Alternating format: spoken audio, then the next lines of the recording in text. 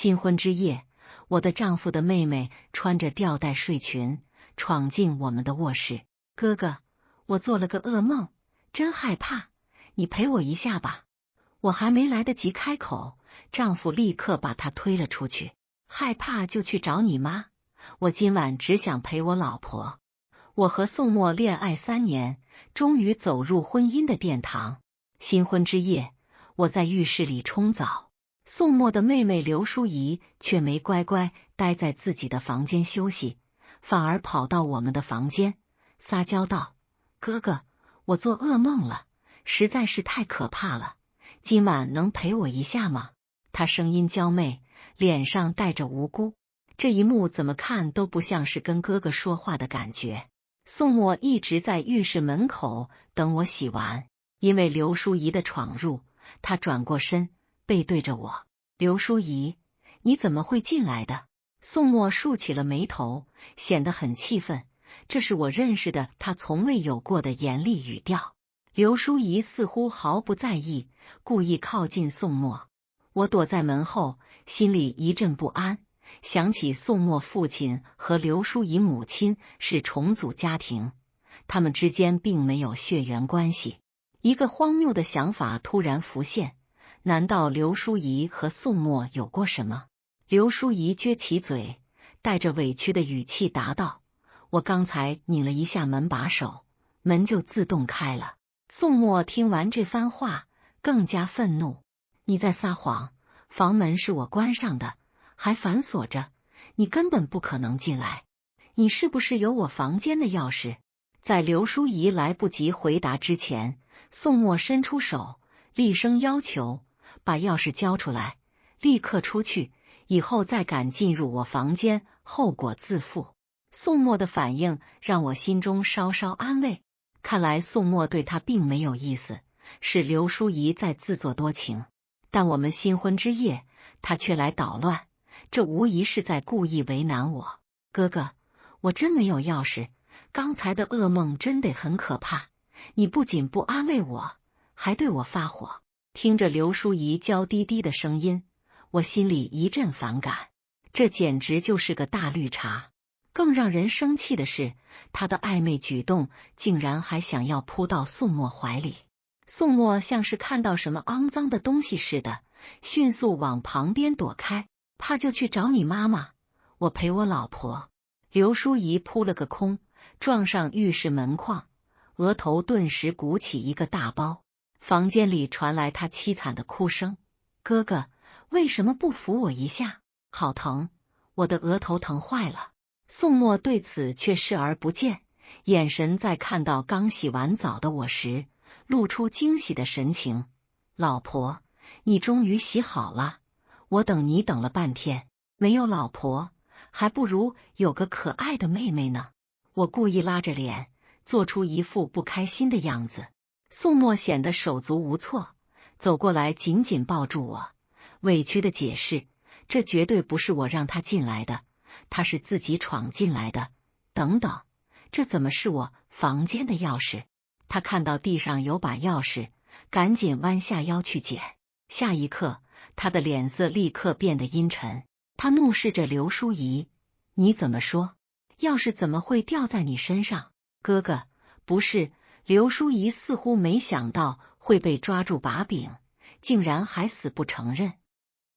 宋墨没有多说，直接把他拖了出去。明天就换锁，别想再进我的房间。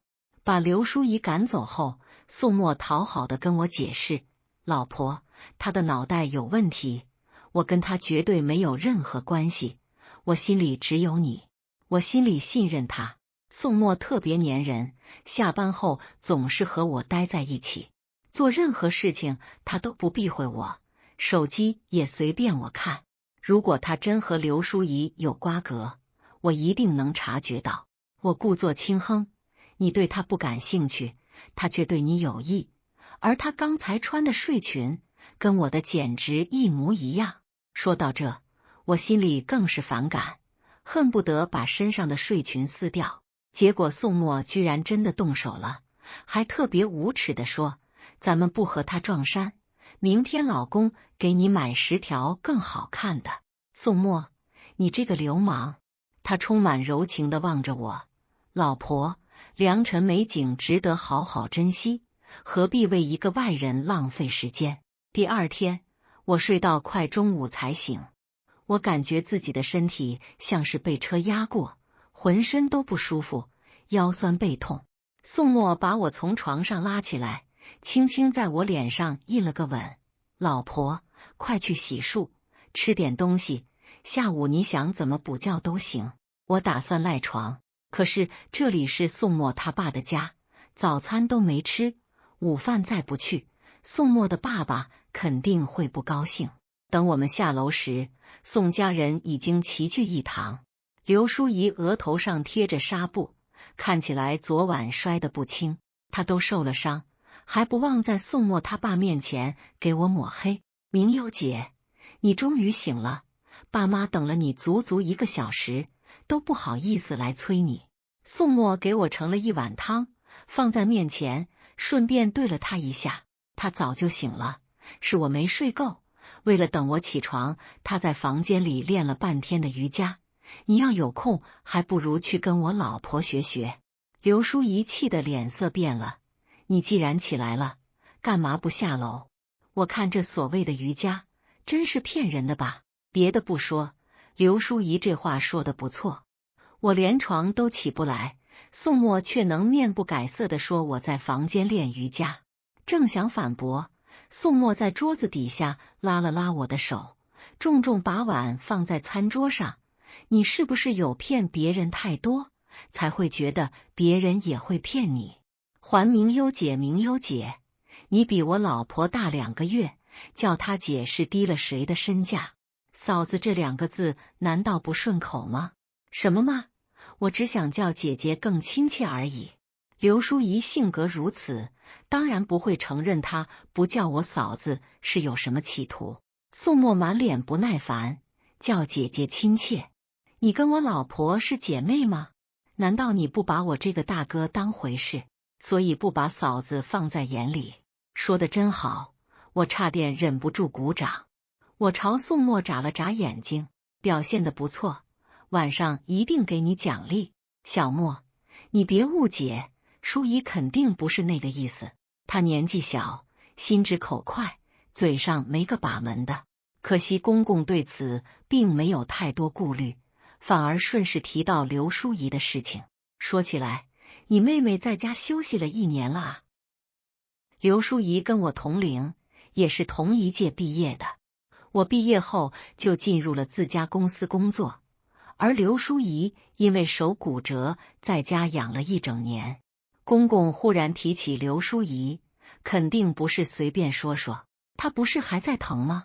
再说吧，你有钱，愿意养着这个女儿，休息1年半载有什么关系？若是再休10年20年，我也不会有意见。宋墨话里的讥讽我听得清清楚楚，公公却面色不变，严肃地说：“这不是个道理，人总不可能一辈子不工作吧？这样吧，让淑仪来公司帮你，既能学习，又能给你分担一些工作。”前面铺陈了这么长时间，真正的意图就是要把刘淑仪安排进自家公司吗？宋墨就没反驳，行啊，行政那边正好缺1个人，他明天就可以上班。这话让我有点惊讶，真不像宋墨的风格。公公却显得不太满意，行政工作都是杂事，怎么能让你妹妹去做这种工作？要不是你出面，他连这种打杂的机会都没。毕竟公司里其他员工都是985、211毕业的，刘淑仪才是3本院校的学生，根本看不上行政。难道他还想当经理不成？公公沉默不语，看来他真的认为应该把一个与他没有任何血缘关系的女儿安插在公司里重要的位置。我忍不住为宋墨感到委屈。公公到底记不记得谁才是他亲生的？行政工作爱做就来，不做也没关系。至于经理，我看你是在做梦。宋墨拉着我走出别墅，打开车门，毫不犹豫地把我塞了进去。老公，你要去哪里？我心里有些担心宋墨，同时也为公公的态度感到愤怒，真是太过偏心了。我还真想不明白刘淑仪他妈到底有什么魅力，能把她哄得这么听话。原本愁眉苦脸的宋墨听到老公这2个字，眼神一下子亮了起来。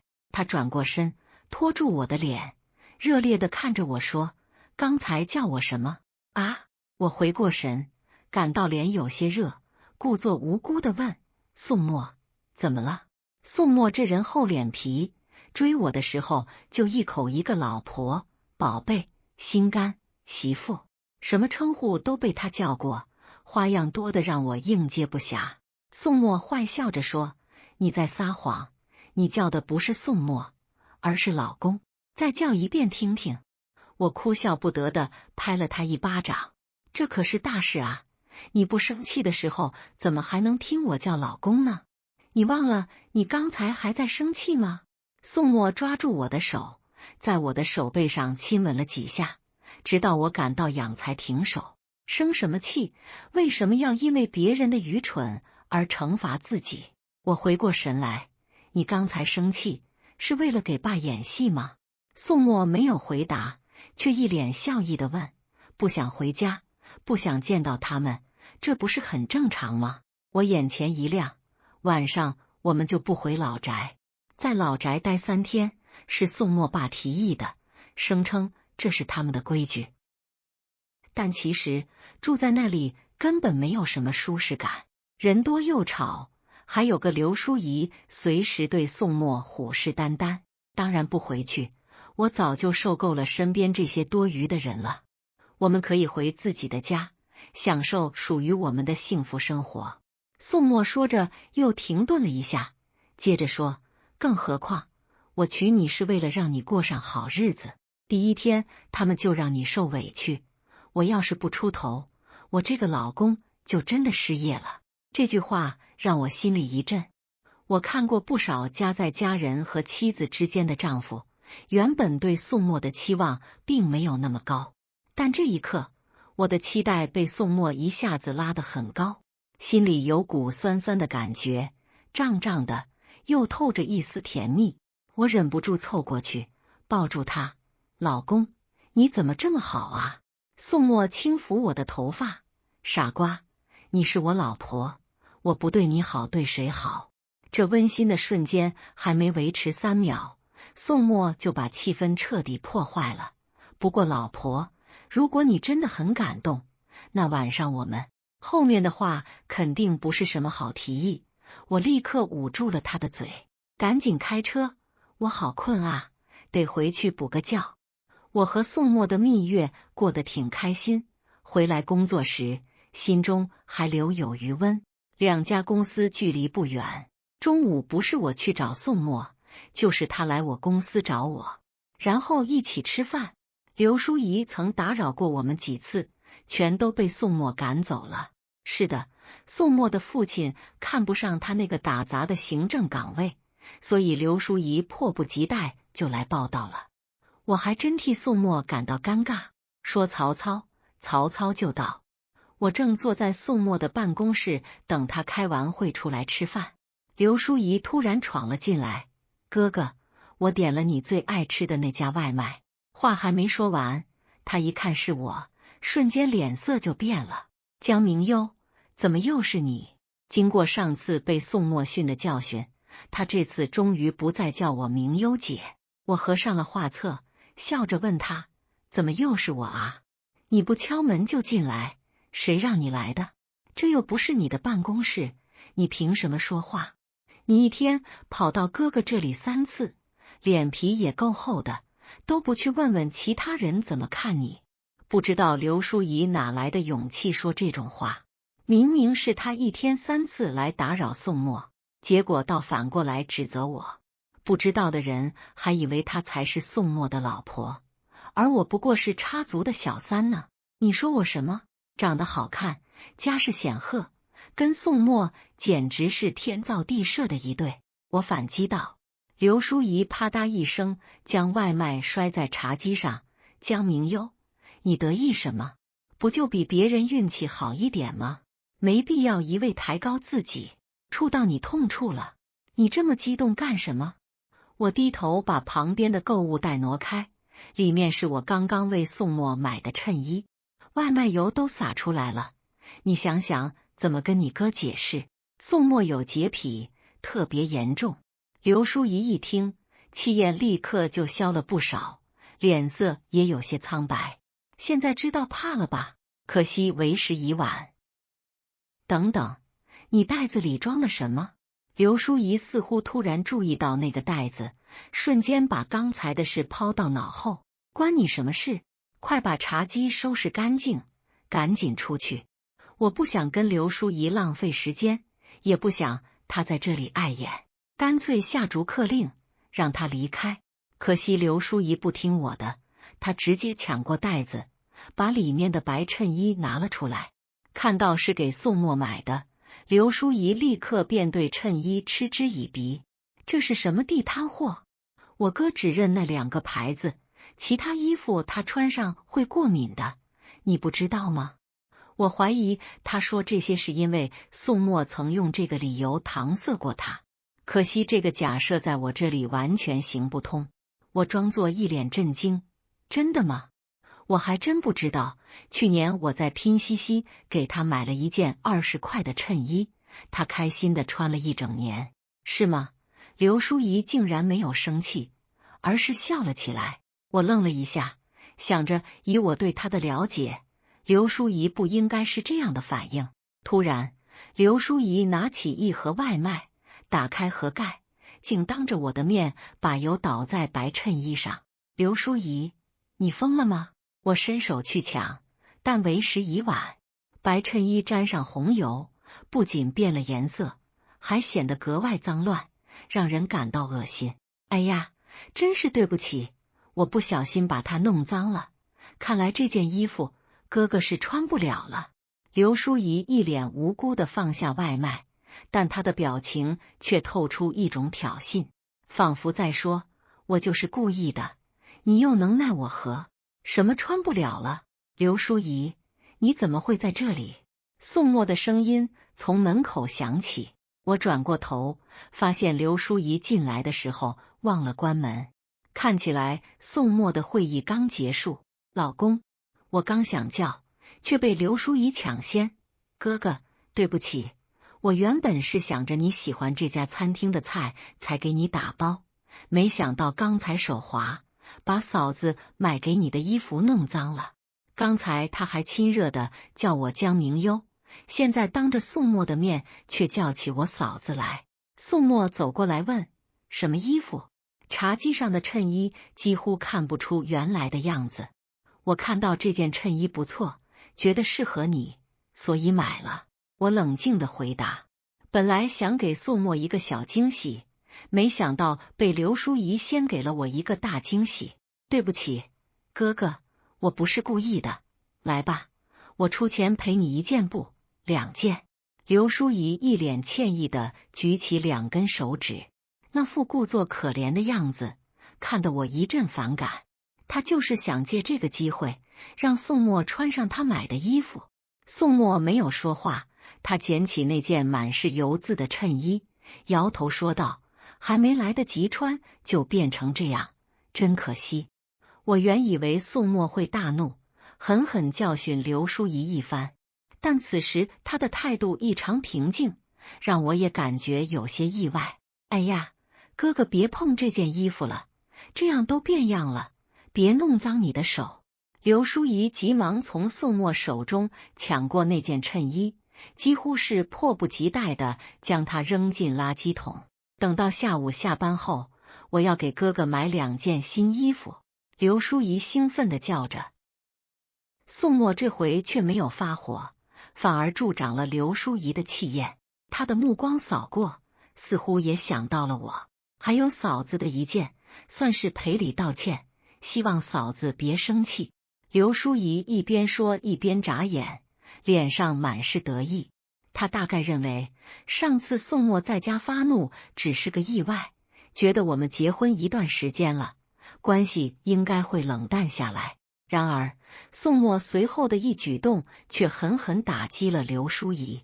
他并没有去捡垃圾桶里被扔掉的衬衣，反而走到书柜前，从抽屉中拿出一把剪刀。当我和刘淑仪还没反应过来时，宋墨拿起刘淑仪随意扔在沙发上的喜马拉雅包，咔嚓一声，崭新的包包被利落地剪成了两半。原本是闪耀的奢侈品，转瞬间变成了一地碎片。刘淑仪愣住了整整3秒，委屈地扑过去：“哥哥，为什么要剪坏我的包？这是爸爸给我生日的礼物，我才第2次用。”宋墨放下剪刀，嘴角浮现出一抹冷笑：“你不是不小心把我老婆送的衣服弄脏了吗？那我只是不小心剪掉你的包而已。”此时，刘淑仪意识到，宋墨刚才的不发作不过是暴风雨来临前的沉默。你根本不是不小心，你那分明就是故意。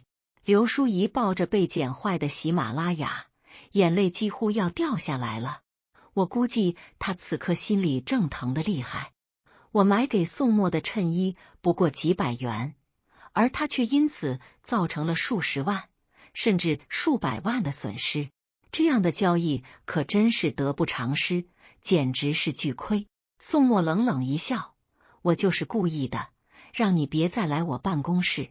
你听不懂人话，居然还敢弄坏你嫂子送我的礼物。”刚才的怒火全是装的。宋墨不仅生气，简直是气得要炸了，连这种极端的手段都使出来了。但是我只想说，真是干得好，太解气了。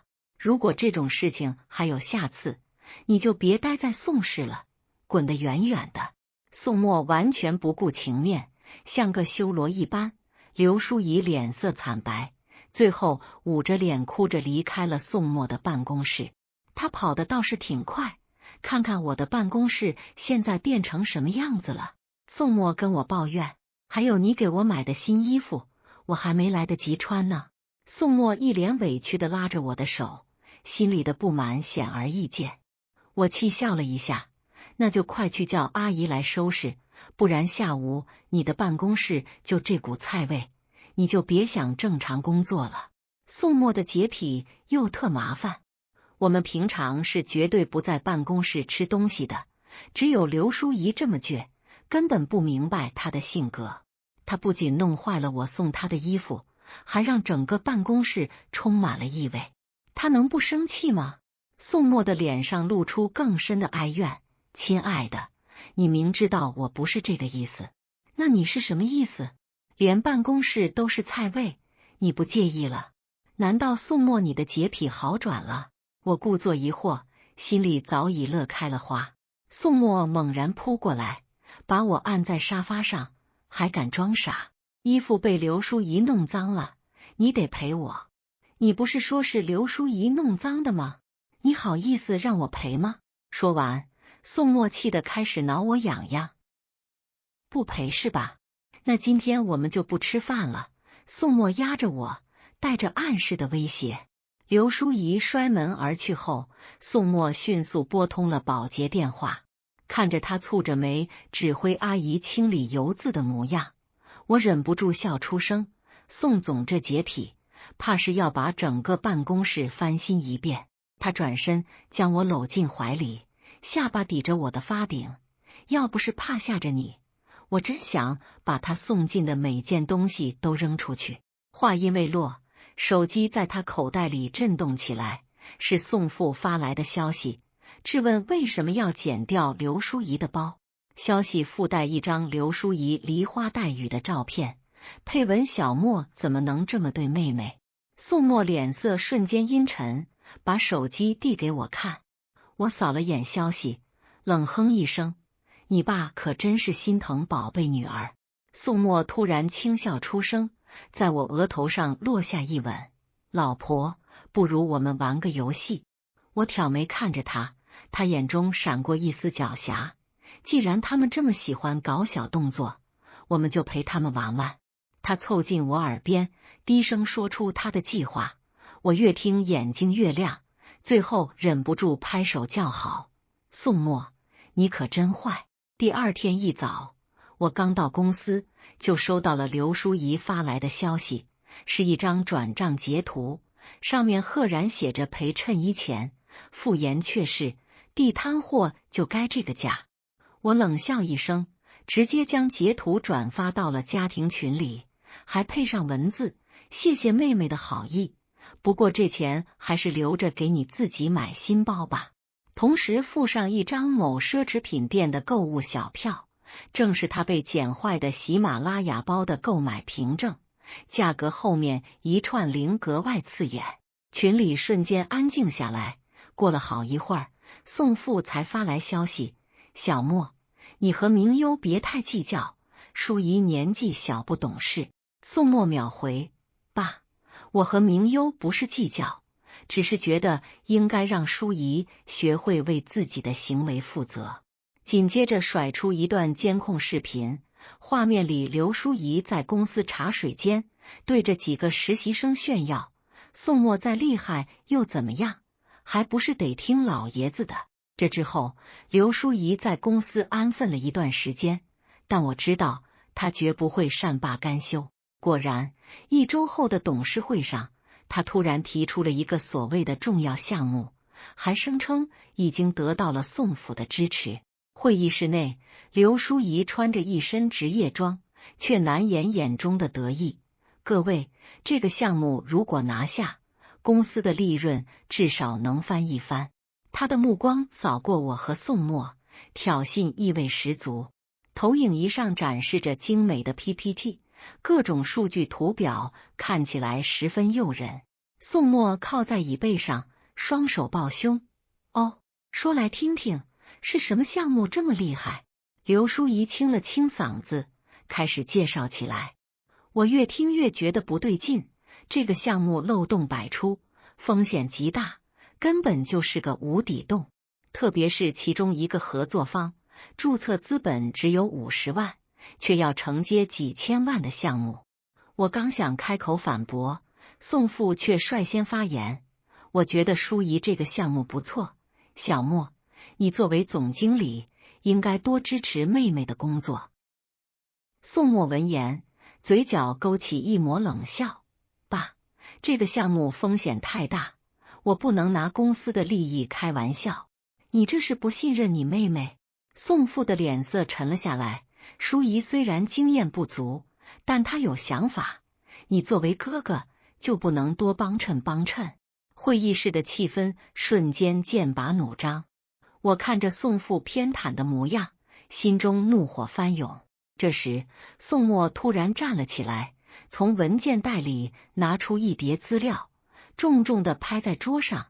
爸，这是我让人调查的项目背景，您看看里面有多少见不得人的勾当。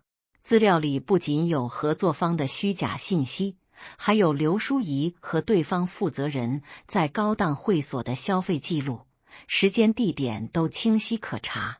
宋父脸色骤变，抓起资料翻看。刘淑仪则慌了神，冲上前想要抢夺。哥哥，你这是干什么？这是污蔑！宋墨一把推开他，眼神冰冷。刘淑仪，别以为我不知道你和那个合作商的关系。原来宋墨早就通过私人侦探掌握了刘淑仪和合作商私下的往来证据。刘淑仪脸色惨白，瘫坐在椅子上，一句话也说不出来。宋父看完资料，气得浑身发抖。淑仪，这是怎么回事？刘淑仪哇的一声哭了出来。爸，我也是一时糊涂，他们说只要我促成这个项目，就给我好处费。够了！宋父怒吼一声，你马上给我离开公司，以后别再让我看见你！刘淑仪哭着跑了出去，而我和宋墨对视一眼，都从对方眼中看到了胜利的光芒。然而事情并没有就此结束。3天后的凌晨2点，我被宋墨急促的电话吵醒。老婆，出事了，公司的资金链断了。我瞬间清醒，急忙问，怎么回事？不是一直运转正常吗？宋墨的声音里带着疲惫和焦虑，有人暗中做空我们的股票，还在合作商那里造谣，说我们公司要破产了。我心里一沉，登录股票交易软件，看着股价断崖式下跌，多家合作商的解约函不断弹出。能做到这种程度的，除了宋父和刘淑仪，还能有谁？第二天，我和宋墨赶到公司，办公室里乱成一团，财务总监拿着报表手都在抖。宋总，我们账上能动用的资金只够撑3天了。宋墨看着窗外阴沉的天空，眼中闪过一丝狠戾。既然他们想玩，那就别怪我不客气了。他迅速召开紧急会议，宣布要进行资产重组，同时放出消息说公司已经找到了新的投资方。而我则利用家族的关系，联系了在金融圈的朋友，暗中调查幕后黑手。很快，证据就摆在了我们面前。宋父抵押了名下的房产，通过多个账户大量抛售公司股票。刘淑仪则负责在合作商之间散布谣言。宋墨拿着证据，直接冲进了宋父的办公室。我站在门口，看着父子俩对峙。宋父坐在椅子上，脸色阴沉：“你这是干什么？想造反吗？”宋墨将证据扔在桌上：“爸，为什么要这么做？就因为我阻止了刘淑仪的阴谋。”宋父冷笑一声：“你以为我不知道你打的什么主意？自从你结婚后，处处和我作对。我把淑仪当亲生女儿，你却处处针对她，所以你就宁愿毁了公司，也要帮她。”宋墨的声音充满了失望：“爸，你太让我失望了。”宋父突然站了起来，指着宋墨的鼻子：“我是你爸，公司是我一手创立的，我想怎么做就怎么做。”宋墨深吸一口气，说：“既然如此，那我只好启动股东协议了。”原来，在公司创立初期，宋墨就和其他股东签订了协议，如果创始人做出损害公司利益的行为，其他股东有权罢免其职务。宋父显然没想到宋墨会来这一招，脸色瞬间变得惨白：“你敢！”最终，宋父被罢免了董事长的职务，而刘淑仪也因为经济犯罪被警方带走。宋墨接手了整个公司，开始了大刀阔斧的改革。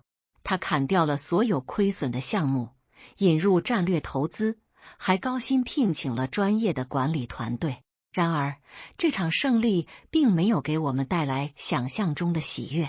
宋墨变得越来越忙碌，经常加班到深夜，我们之间的交流也越来越少。有时候，我看着他疲惫的背影，心里会忍不住想，我们所做的这一切真的值得吗？一天晚上，我等到凌晨，宋墨才回到家。看着他满身的酒气，我忍不住问：“你就不能早点回来吗？”宋墨烦躁地扯了扯领带：“公司事情这么多，我能怎么办？那我们的生活呢？”我大声说：“自从接手公司，你就变了，变得我都快不认识你了。”宋墨揉了揉太阳穴：“别闹了，我现在没心情。”我没闹，我眼眶泛红。我们结婚是为了什么？难道就是为了每天这样互相折磨吗？宋墨沉默了一会儿，说：“明优，你不懂，我现在不能停下来，我必须让公司恢复元气，所以公司比我们的感情更重要。”我冷笑一声：“宋墨，你别忘了，当初是你说要让我过上好日子的。”宋墨烦躁地说：“你怎么这么不可理喻？”这句话像一把刀，狠狠刺进我的心里。我转身走进卧室，收拾行李。宋墨见状，一把拉住我：“你干什么？我回娘家住一段时间。”我甩开他的手：“你好好想想，到底什么才是最重要的？”接下来的1个月，宋墨每天都会给我发消息，但大多是工作上的烦恼。直到有一天，他突然出现在我家楼下，手里捧着一大束我最爱的郁金香。“明优，我错了。”他站在路灯下，眼神里满是疲惫和懊悔。这1个月，我每天都在想，没有你的日子，公司就算做到世界第一，又有什么意义？我看着他，想起曾经的点点滴滴，眼泪忍不住流了下来。宋墨走上前，将我紧紧拥入怀中，给我个机会，我一定把生活和工作都处理好。后来，宋墨聘请了专业的职业经理人，逐渐从公司的日常事务中解脱出来。我们一起去了欧洲旅行，在塞纳河畔重温了恋爱时的浪漫。而宋父在经历了这一系列的事情后，终于认识到了自己的错误。他主动将名下的股份转让给了宋墨，自己搬到了郊外的别墅，过上了悠闲的退休生活。至于刘淑仪，因为经济犯罪被判了5年有期徒刑。出狱后，他试图重新回到宋氏集团，但早已没有人愿意给他机会。生活渐渐回归正轨，宋氏集团在宋墨的带领下，成为了行业内的龙头企业。而我和宋墨也终于明白了，在权力和爱情的博弈中，只有平衡好两者的关系，才能收获真正的幸福。